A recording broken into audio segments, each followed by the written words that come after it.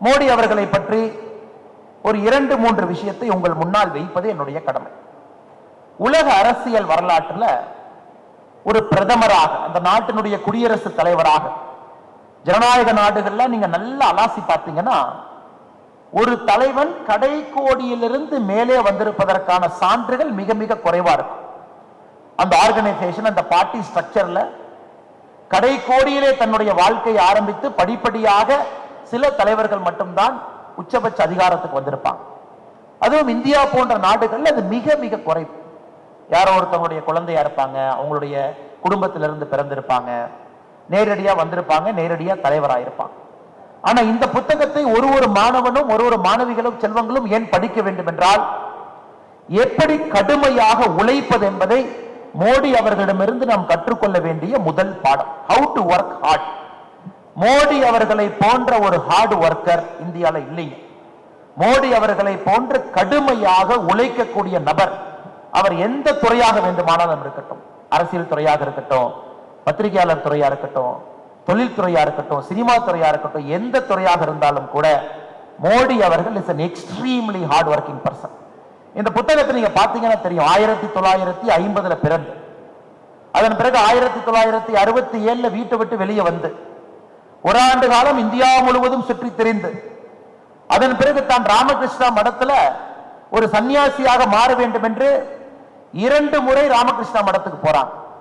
2 முறையும் ராமகிருஷ்ணா மடத்தில் இருக்கக்கூடிய பெரியவர்கள், உன்னுடைய வேலை சன்னியாசியாக இருப்பது அல்ல, ஆண்டவன் உனக்கு வேற ஏதோ கட்டளை இட்டு இருக்கின்றான், நீ மறுபடியும் ராமகிருஷ்ண மடத்துக்கு வராதேங்கிறான்.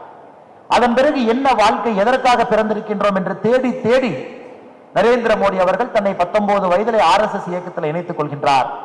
1987 வரை RSS இயக்கத்தில் ஒரு பிரச்சாரக்காக இருக்கின்றார். 87 RSS இருந்து பாரதிய ஜனதா கட்சிக்கு, அங்கிருந்து கட்சியினுடைய தொண்டனாக 37 வயசுல வர்றான். இதை நீங்க நன்றாக உணர்ந்து கொள்ள வேண்டும். மோடி அவர்களுடைய வாழ்க்கை என்பது ஒரு அசாதாரணமான வாழ்க்கை.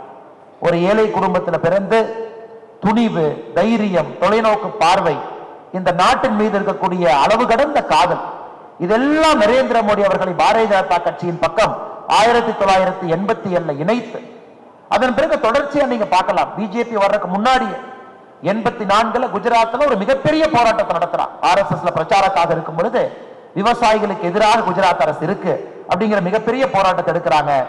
ஜெகநாதர் யாத்திரை அகமதாபாத்ல நடத்தக்கூடாது என்று தடை விதித்த பொழுது அதை எதிர்த்து மிகப்பெரிய போராட்டத்தை நடத்தி வெற்றி கண்டிருக்கின்றார்.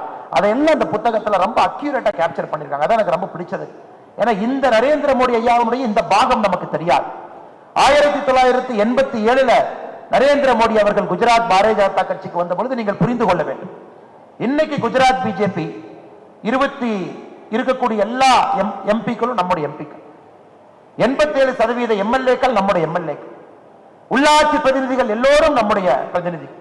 ஆனா அப்படி இல்லைங்க. 87 மோடி அவர்கள் பாரதிய ஜனதா கட்சிக்கு வந்த பொழுது அந்த கட்சி இருந்தது வெறும் 1000 கிராமம் மட்டும்தான். வெறும் 1000 கிராமத்துல மட்டும்தாங்க இருந்துச்சு.